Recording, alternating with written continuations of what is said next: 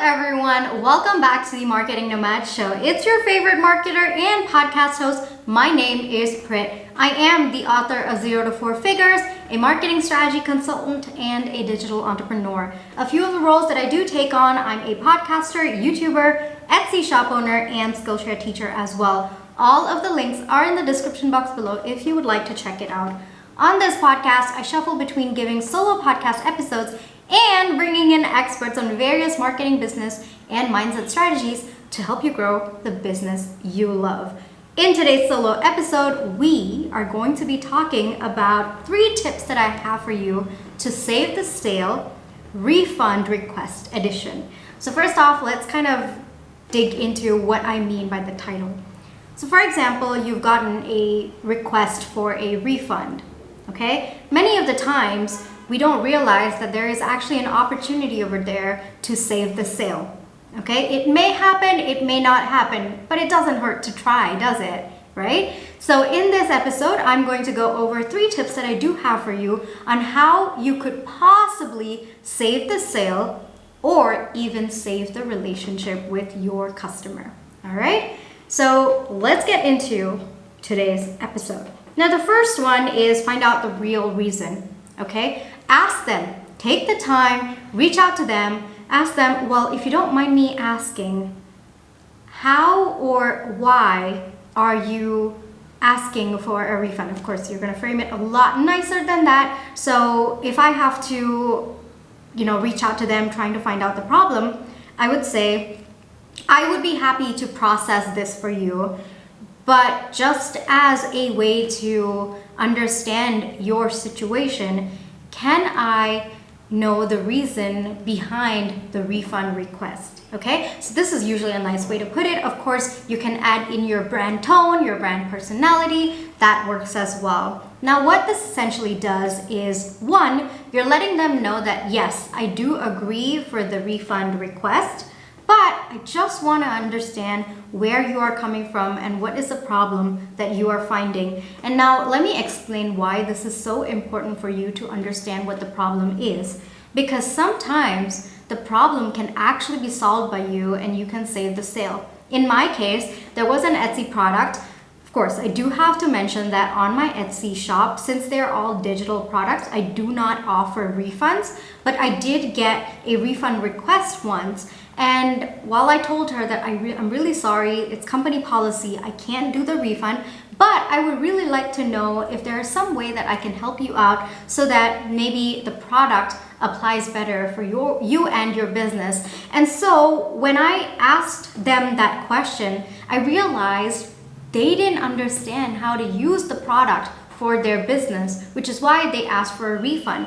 And so I took the time to actually let them know, okay, well, this is how you can use the product. You can use these ideas, create them into this way. And I actually spent a good amount of time letting them know how they could convert the ideas in my digital product into reality. And then they were so much more considerably happy with their purchase. I could not offer a refund request because that's just my company policy, and we'll get into that in a little bit. But I did take the time to understand what the problem was, and I solved that problem. Now, if I had not done that, okay, if I had just let them know, oh, well, before you bought the product, the company policy is written on my page saying I don't offer refunds, then I just let them know that. That would have been the end of the conversation. The customer may or may not have been happy with the customer service. The customer would have just gone away feeling dejected about the whole experience. They would have thought that they wasted a good, money on the purchase, and basically it would have left a very bitter taste in their mouth. Now, by just asking that simple question, even though I did not offer any refund as a company policy, it made the situation so much more positive in my customer's mind. So it's really, really important, especially when you are in this phase of a refund request, okay? Because it's pretty clear at this point that your customer is not happy with the product or service, okay? There's something just off about it. It doesn't align with what their expectations was, right? And that's why they are asking for a refund. So when they are in that state of mind, it's crucial that you are calm and you are patient, because if both of you react, it's gonna be a mess, right? They're already in a state of mind where they're not happy with where they are. And if you kind of show your emotions and you get reactive, then it's just going to crumble. That entire relationship is going to crumble. So in such a situation, I would highly recommend staying calm, okay? Staying calm and just understand what the problem is. See if you can figure it out, okay? That's super, super essential. So now let's come to the second point that I do have for you, and that is don't take it personally. I know that especially when you've created the product with so much love and so much effort and so much time, it's natural for us as business owners to feel emotionally invested in the product. And so when someone comes along and they say, well, I don't want this product, can I have a refund? It's natural for you to feel bad about it. You know, it can be pretty bumming. But at this point in time, you have to understand that it's not something you should take personally, okay? Try to emotionally detach from the situation, understand where they are coming from. The minute you emotionally detach from the situation, here's what happens. You start automatically looking for a way to make this a mutually beneficial relationship. So you try to ask them if there's any alternative. Maybe they didn't like this product. Maybe they were actually looking for another product in your entire business. You know, try to understand where they're coming from. And I also do want to point out that not every person who buys your product is a good fit for your business. Sometimes mistakes can happen. Sometimes they're just not aligned with your business. Sometimes they're just not aligned with your product and service. That is not a testament of your product or service or your business as well. Unless, of course, you get a huge number of refund requests, and then probably you've got to take a second to see if your product's actually good or not, okay? But if it's just one-off refund request, I want to let you know that it happens. It's a very natural part of the business process. It's okay. Sometimes, you know, the person who buys it, maybe they had a different vision of what they wanted, and then your business came in with the product or the service, and then they bought it, and then they realized it just didn't align with them.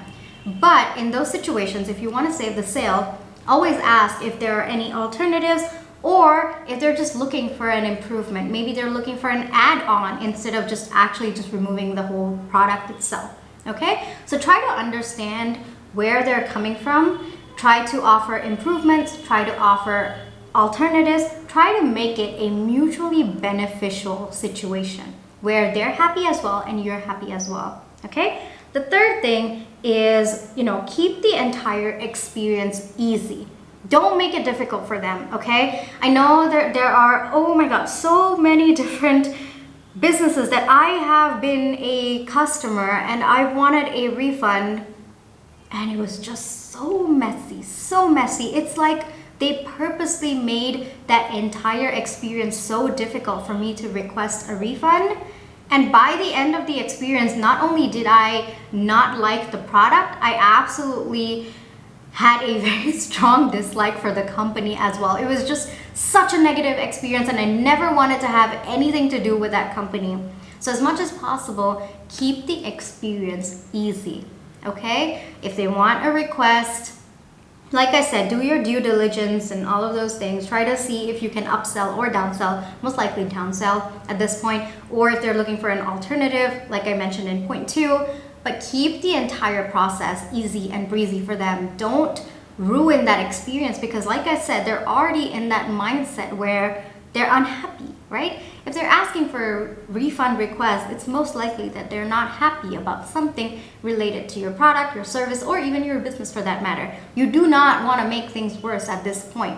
You want to keep that relationship going even after the refund because you never know, they could come back to you a few months later. Maybe the product is not a good fit right now. Maybe the product or the service is a good fit 6 months down the line. So as much as possible, you want to keep that relationship going. You don't want to burn any bridges at this point, and keeping your experience difficult can actually burn bridges. I mean, there have been a few companies that I've sworn off of because that entire experience was just so hard for me to navigate, okay? And keeping the experience easy, let's talk a little bit more about your refund policy.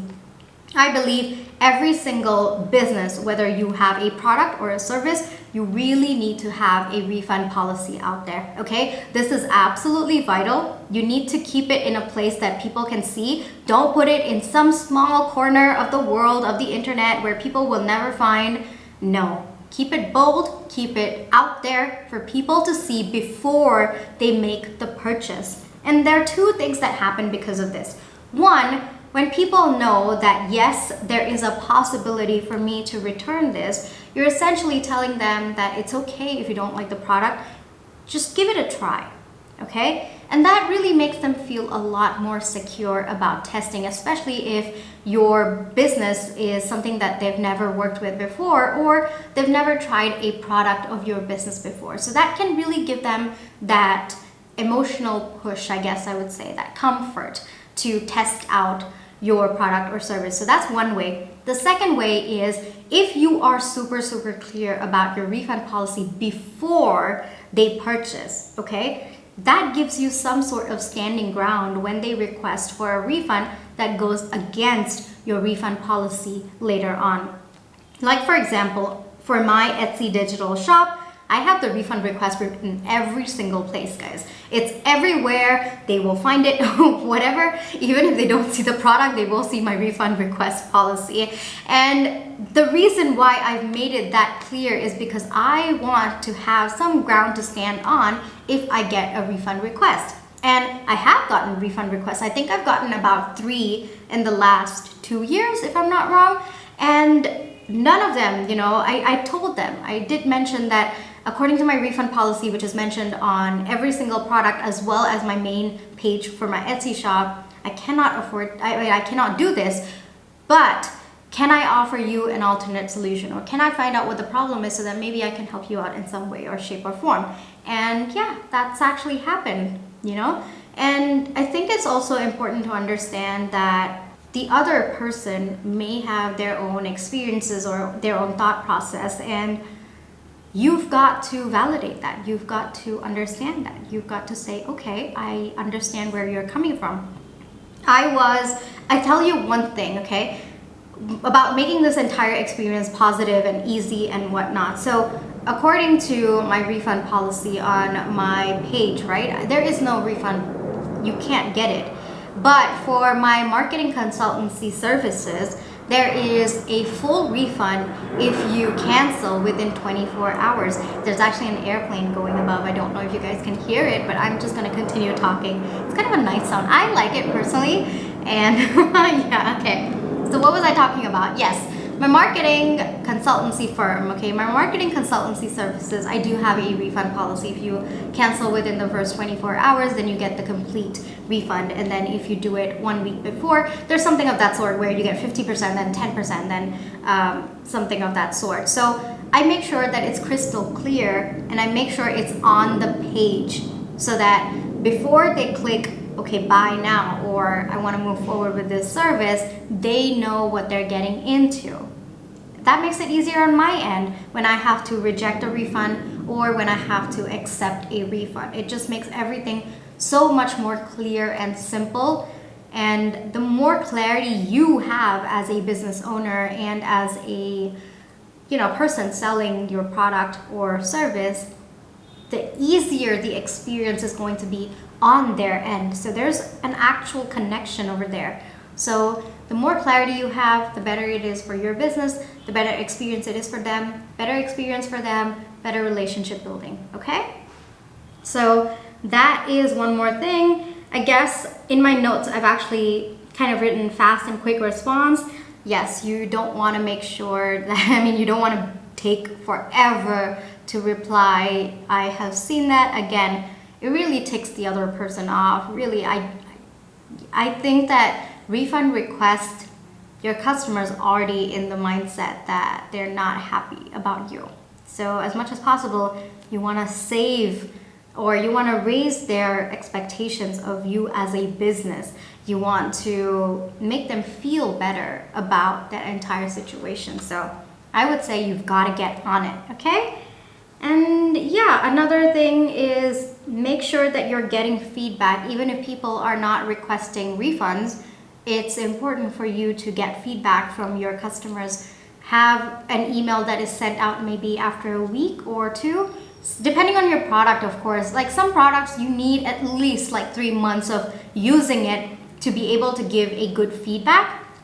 So depending on your product or your service, give it an appropriate amount of time, make it an automated email, and then just send it to them. Okay, ask for their feedback, ask them for their thoughts, ask them if there's something that they're looking for or something that you could have improved, and all of those things. Okay, so that brings me to the end of this podcast episode. If you liked this episode, do leave me a review. It really helps my podcast as well, and it helps me help more business owners and entrepreneurs with their journey. Of course, if you'd like to check out my book, 0 to 4 Figures, I'm going to put the link in the description box below, or you could just go to your nearest Amazon marketplace and search for 0 to 4 Figures. It is available in 3 formats: ebook, paperback, and hardcover. My book is basically a compilation of 61 stories and lessons that have contributed to my entrepreneurial journey. And it's got chapters like self-love, relationships, positive mindset, growth mindset, success mindset, money mindset, what else? Business strategy and marketing as well. Okay? Thank you so much for listening all the way up until here. Do catch me on my other platforms. I'm there on Instagram at The Marketing Nomad. I'm there on LinkedIn, Prithvi Madhukar. Well, podcast, you're here. YouTube, The Marketing Nomad channel. And I also have a separate channel for my podcast. So that's The Marketing Nomad Show podcast YouTube channel. Yeah, that was a little complicated, was it? On Etsy, I'm there as The Marketing Nomad CO for company. And then on Skillshare, I'm there as Prithvi Madhukar, which is my full name. Yes, I hope you're staying safe. I hope you're staying healthy. I will catch you in my next episode. Bye-bye.